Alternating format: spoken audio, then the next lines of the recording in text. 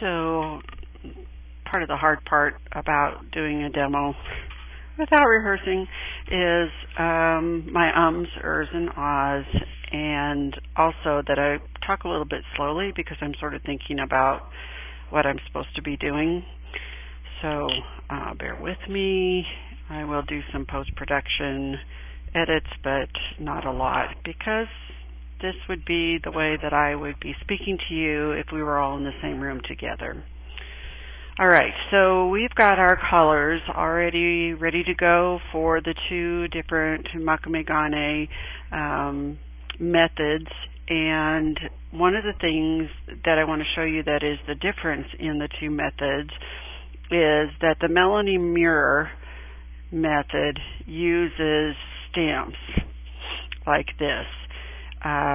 You roll the three colors together and fold it over, and you roll it multiple times so you get really, really thin layers of the color. Then you press down a texture in there and then start shaving the top off to reveal the colors. So with the mirror method, we're going to get a veneer that is sort of long and skinny. I'm going to press in a couple of different textures, and then I'm going to shave off the top of that until I reveal a pattern that I really like. And in that method, that one veneer is the piece that you end up with, that you can use to cut cabochons out of pieces, whatever you want to do with it. So that is the Melanie Mirror process. The Julie Picarello process is we do stack the colors. We're going to roll them through a couple of times, but we're going to build a block of clay that's probably about a half an inch thick with all the striations of the colors in there. And then what we're going to do is we're going to take different tools, whatever you have around. She is famous for going into the hardware store and just kind of looking around and picking up some things that she thinks is going to make some interesting texture, and then she uses those, and we're going to press down into that block, and then we're going to shave pieces off of that will end up being multiple individual pieces that we could put on a backing and make multiple shapes and different things out of that block. So somewhat of the same process.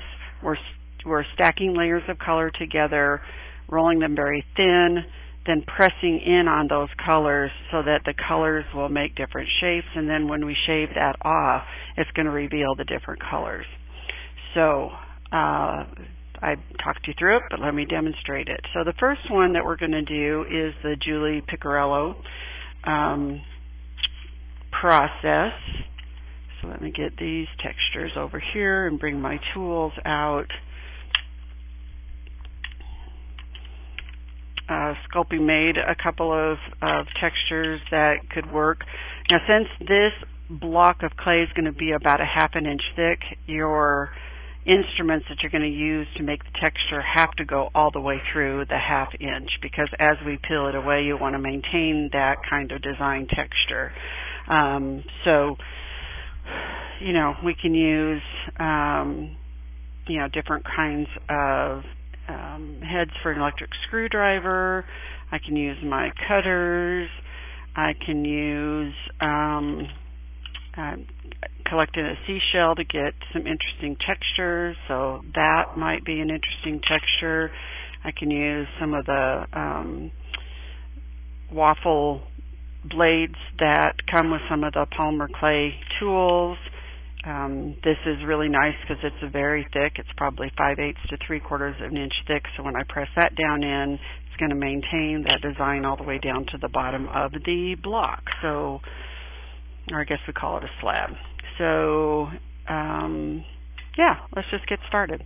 Okay, so what I'm going to do is I am stacking the contrast sheet, and actually let me divide these in half, because the Julie Picarello, you don't want to end up with a lot of clay, so that you have a manageable slab. So let me cut these in half.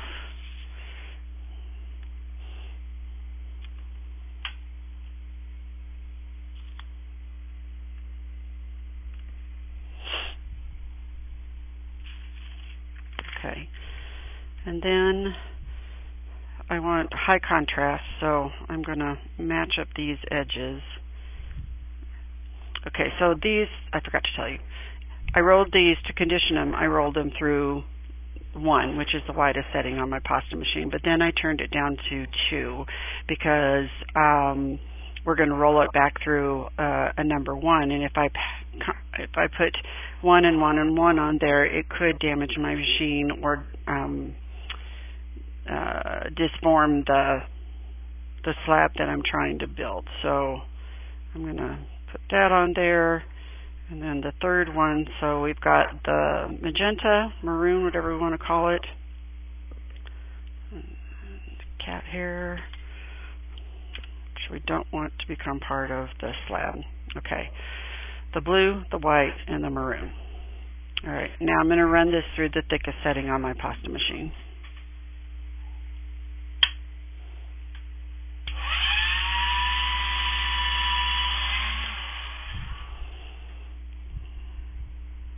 Alright, so now let me cut the end so you can see. Actually, I'm going to cut it in half because what we're going to do is we're going to fold it over, but we want a clean edge. 1, 2, 3, 1, 2, 3. And you're always going to have one edge that ends up being sort of disformed. Okay, so then we turn this around so that we're getting that pattern again. Maroon, white, blue, maroon, white, blue. And when you lay the layers together so that you don't capture air bubbles between there, make sure that you're laying it down, rolling it down instead of just trying to flop it down, because then you could get air bubbles stuck in between there, and then that ruins your slab and the effect. Okay, so I'm going to roll this through on the thickest setting again.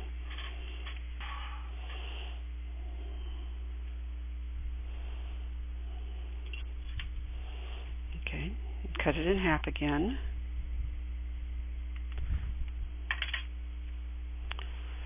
Turn this over. Lay it on top, matching up the edge. Make sure I'm not getting any air bubbles.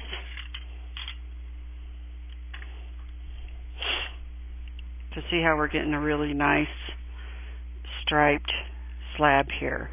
So this now needs to be twice as thick.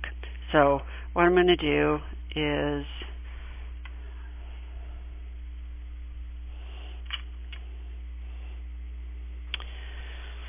do I want to do that one more time? No, I think I'll leave it there. So I'm going to cut this in half. And stack them together.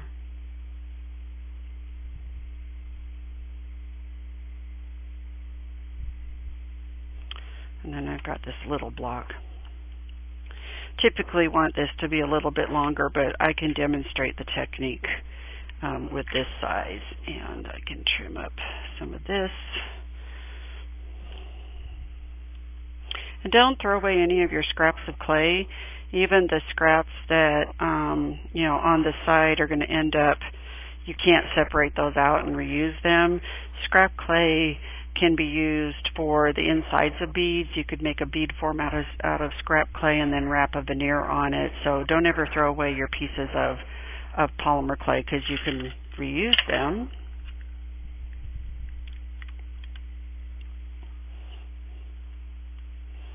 And then I'm going to square this up. All right. Okay. So it's about a ½ inch thick.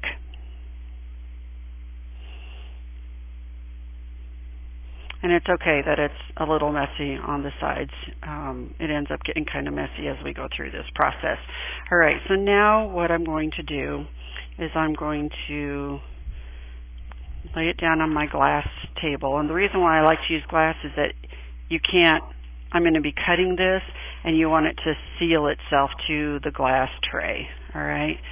Now, here's where, you know, you can just kind of do any kind of design. So I think I want to put kind of a squiggly through the entire block. So it goes all the way down through. and it'll want to try to separate, but try to keep that together. I've got this interesting kind of flower shape that's actually from the cake decorating world to do fondant decorations, and I think that'll go all the way down through.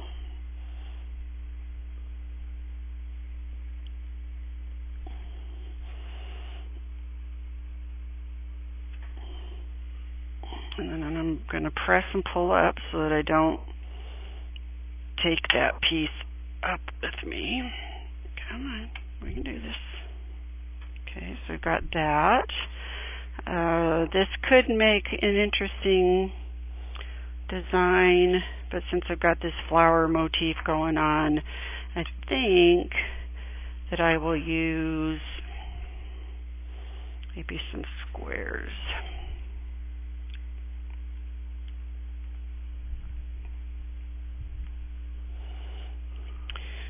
And maybe some smaller squares. I might even have to get smaller than that. And let's see here. What else do I have that I would like to use? Maybe I can use some of these. So then again, I'm just pressing straight down in, making some shapes. And you think, gosh, what is she doing to that thing? But it'll be interesting when we start revealing the patterns as to what that does. And then, do I want to do this? Let's just go ahead and go for it.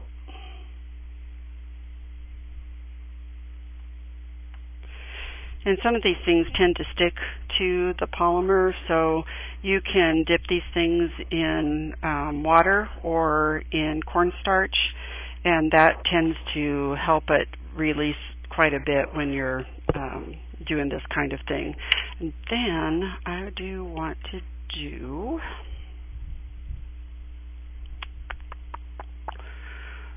maybe a solid hole or this. Yeah, that's going to be nice. And then you can take this and poke some holes in it if you want. Here's a piece of wire. I probably would want it a little bit finer. I think this is 16 gauge, 18 gauge, and I'd want to go maybe with 24. And then just do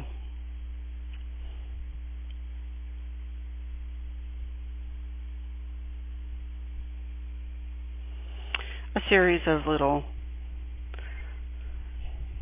pokes like that.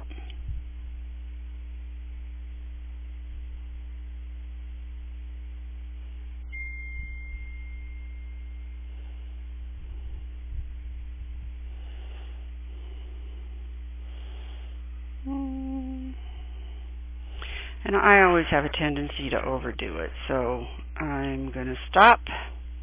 Well, the stopping is good, and leave it at that. So I'm pretty pleased with this. So let's see what it's going to look like. Okay. Now, one of the things, because it is plastic and there's going to be a little bit of drag, that Julie taught us was that you could, you don't want to just start trying to take your layers off like this, because it's going to be hard to get going. So you could use some of that scrap clay that I was talking about to put a little header on here, and if you can start working in that scrap clay and then come across, you're going to get much cleaner cuts, and you won't get so much distortion. So let me find my scrap clay. Hang on just a second.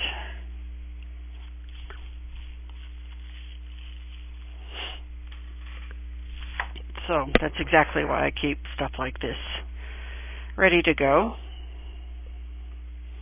But I need to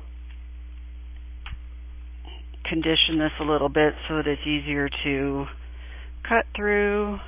I also need to roll it down to be the same height as the as the block of clay. Let me see. That looks pretty good. Yep, that's good. All right, then what I'm going to do is make a straight cut on this so that I have a clean edge to go along with this clean edge, and I just bump it right up against there. Make sure that it's really good and solid right up against there. Okay, and then I am going to cut quite a bit of this off, because you just need a little bit in order to get the blade going.